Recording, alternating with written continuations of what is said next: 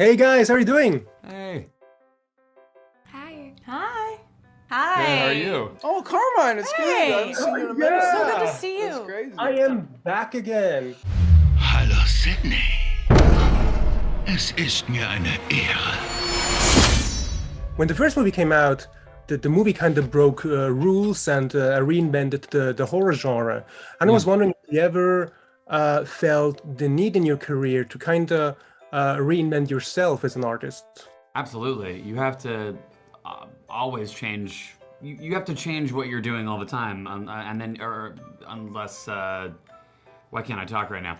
You have to change what you're doing all the time, or else you run the risk of being stagnant and doing the same thing over and over and over again. You have to reimagine yourself. You have to question what you're capable of doing, and challenge yourself. I think what was so with this movie, what was so enticing to me was that it did scare me. It did scare me to take on because it was such a, big important franchise to people. So I think if it scares you, you should do it. You should seek it out because I think you're gonna get the most out of it. But yeah, you have to be very dynamic to. I don't know. I always try to do. I think you said this yesterday. Like I always try to do the opposite of what I just did, if I can. Just to keep people guessing, so that you don't want to be locked into one thing for your whole career. You're an artist. You have a lot of different. You have a vast palette to play around with. Hopefully, so it's just fun to show that off. It's just fun. Yeah, I mean, the film came out like 3 years before I was born, but then I fell in love with it later. But it's actually a cool question because I feel like I do always try to step out of my comfort zone. And even like when we're shooting a scene, like say for the movie, I try to kind of, try different takes each time. And then I feel like my technique always changes. Like I don't stick to just one thing. So I like to like change it up a little bit. And that gives like a new freshness. Like I never want to feel like I'm, I don't know, stagnant and not growing. I like always want to feel like I'm learning. So stepping out of my comfort zone is like uncomfortable most times, hence the word, but I feel like that's like necessary to be able to continuously grow and evolve like, as an artist. So we all know the rules of, to survive a horror movie. What would you say is the number one rule to survive the movie business? Whoa, you have such good questions. You're great at that. Randy's first rule: don't have sex. But Don't ever do truly. it. I actually don't know if that's a helpful one. It's just one I prescribe to myself. Oh boy, here we go with me and, saying, get a therapist. Yeah, that's right. Moreover than that, love yourself is rule Yeah. number 2. Yeah. Mm-hmm. Yeah. Yeah. Yeah. One more. Mm-hmm. There we go. Yeah. On one of the posters, it says it's always someone you know. And I was wondering, because I've heard from some actors, that sometimes it can be really hard to recognize if new friends are friends with you because they really like you or because they want to benefit from you in a way. And I was wondering, how do you recognize all the people that are not serious about you? I think it's important to have long-term friendships. I think my closest friends I have known for many, many years, and those are the ones that I trust. Because I think that you have to develop trust, and I'm always a little, it takes time to develop that. So I think that's the secret. It's hard for me to perceive myself. I guess I'm going to start with that. So I think in terms of like people being friends with me for certain benefits, I don't know what that benefit entails. But for me, when it comes to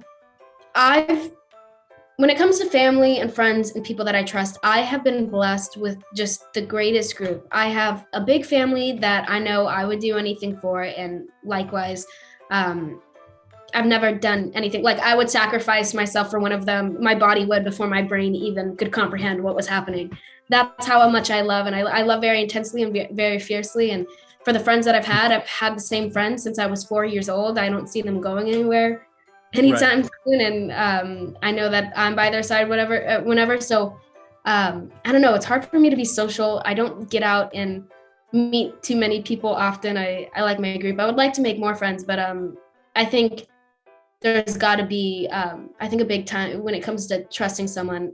A big part of that is time, because I think all things can reveal themselves in time. And I guess it's just trial and error depending on what situation comes at you with who is in your life at that time. I don't know if that made sense, but yeah, I think I would have to know someone for a while before I started to question, or once I started to not focus so hard on intention. I'm trying to think. I don't know. Like, I feel like I honestly, I mean, people around me, I kind of just have a tight circle of people that I'm close with anyway, and I mean, I'm very like friendly with anyone that I meet, I think, but I think, I don't know, like, I think I normally have a good radar pretty early on if someone has odd intentions or anything like that, and yeah, I don't know, it's, nothing really comes to mind per se with that question, but I feel like I can normally sniff it out. The phonies. Right. I don't know. You're not in a puddle of tears. No, I got a when I phony betrayed radar. you. Like, get out of here. Bereit? Hierfür? Niemals. Your character makes a really hard decision to leave Woodsboro and her little sister behind. And I was wondering, what would you say has been the hardest decision, or what's been the stuff that you had to leave behind when you've decided to go to Hollywood? I mean, I left my whole family and my friends and a life that I had built in Mexico and a career that I had started to start over in the US, but it was, you know, chasing a dream. So every time that you want to go after a goal or a dream, you have to sacrifice something. I don't think there's any reward without sacrifice. So, Right. I mean, I think Sam's decision to leave Woodsboro comes from a darker place and a darker thing within her that was causing her a lot of trauma. So she had to let go of it to live, because otherwise she wasn't able to survive. She wasn't able to live a good life, and so she had to leave everyone that she loved behind, and her sister being the most important thing. And I mean, of course, for me, it feels a little more frivolous to, you know, chase the dream of being an actor and leave the family behind, but I can always come back and visit, so it's not the same. But, you know, sacrifices lead to the best things in life, I think.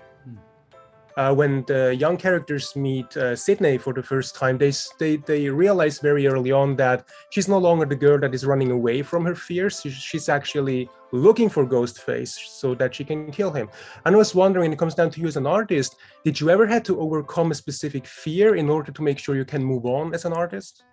Yeah, I mean, I think to me, the things that scare me are the things that I feel like I should move towards. And like, you know, if there's a role that feels difficult or scary, I think that's an indicator that I should probably do it. I should, you know, throw myself into that. So I think that's like what you were saying, that's a way for me to try to grow as an artist and as an actor, is to do things that scare you. Otherwise, you know, there's no room for playing it safe when you're an actor. I love that. Oh, I mean, I think, sure, like, I do music, I'm in a band, and I think that when I've been playing with them for over a decade now, the same people, but when we first started to, like, gain traction or whatever, I feel like I had to overcome some sort of imposter syndrome, because I feel like it was catapulted at the beginning by some of my acting success, and it totally exists on its own now, and nothing has one to do with each other now. But I think that, I don't know if that answers your question, but if I'm understanding your question correctly, like, that was a sort of fear in my career that I feel like was sort of holding me back from my full confidence, or like, you know, letting myself just sort of own it. But I feel like I definitely do now, and I feel like I balance both very well, and everybody takes each one seriously for what they are, you know, and but I feel that's the only thing that comes to mind, if that's even a correct way to answer the question. Absolutely, no, that's great. Thank you so much. Yeah, of course. So when the young kids are, you know, get to know Dewey, what they find isn't the optimistic guy from the first one, but someone that kind of lost his optimism. Because things, of course, in life don't always go the way you want. And I was wondering, whenever something doesn't go the way you want in your career, how do you make sure you keep that sense of optimism alive? Why are you wanting me to have a breakdown right now on this interview? Because I've got you supported. Crying. How do I keep my sense of optimism? Thank you. Well, you know? I love that question. Community. Community is really, really important, I think, as anyone, but especially as an artist and living here in LA where it's rejection after rejection after rejection, and then you're trying to like date in LA and you keep getting ghosted. You have to have a really strong sense of community. Was that a pun? You really... Keep getting no, ghosted? but that was so good. You keep getting Ghostface. Yeah, everyone I date just tries to stab me. It's really tough. I just wear a bulletproof vest every time I go on a date. Another callback. You have to have community. You have to have good friends that you can go to and be like, well, I got rejected again today. I lost that job again today. You know what I mean? And who will hold you up and take you out dancing. And yeah, community is the most important thing. That's right. Oh yeah. Especially if you're on an airplane and you guys go down in the woods, you gotta make sure your community is tight for that one. That's a rough one. You have to make sure you have people to sacrifice. I would know. I've done many times. Yep. Yeah. That too.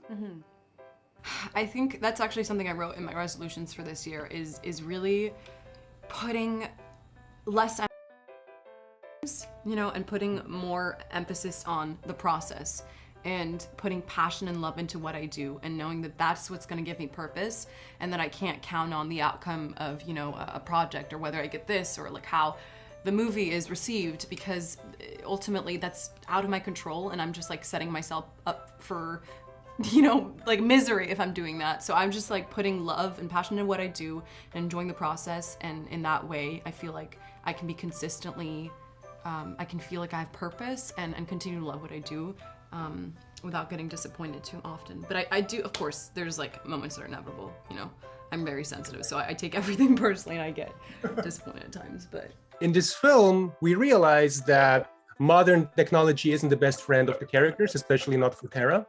And I was wondering, what are the things you would like to keep old school in the future, even though it's becoming more advanced technology? Dude, you're so good at your job. You're so good at your These job. are great questions. I wish we could talk to you for an hour. That's incredible. Was this question for him wow. or for both of us? Because I'm answering it.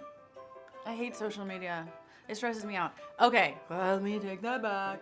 It's great because it is a good tool to connect. It is a good tool to build community, especially for certain communities like queer people who maybe aren't out in their hometown. I just wish it was more pure and more what it was meant to be, because now there's just so much stress about this public persona for everyone. It's not just for people who literally have a public persona as their job, but like teenage girls who are performing online and have major social anxiety. I hate it. That's a great answer. I would say, if not that, I would probably do away with airplanes in general because they scare me, and I would love to travel the Atlantic by boat. I'd love to have that moment where I've got like my bag of clothes. But a boat with like a motor? Or a boat without a boat with a bunch of swimmers behind kicking as hard as they... Greta Thunberg came from wherever she lives to New York on like a sailboat. Would you do that? I get seasick. Yeah, that wouldn't work for you. So that wouldn't be great, but I would love one with a motor. Yeah, a boat with motor. Yeah. So no, more pure social media and boats with motors. I think that's the best way to move forward. That's remarkable. Yeah. We did do that for a while, and you'd have to chart the ocean and make sure you took the proper route to get to human evolution. Yeah, and probably a third arm so that, you know, we can hold drinks. That's right. Of course. Third arm. And on your fourth. Do you have an itch? Yeah, it's itchy. Will you pick my? I have a booger. Okay, I got you. Thank you.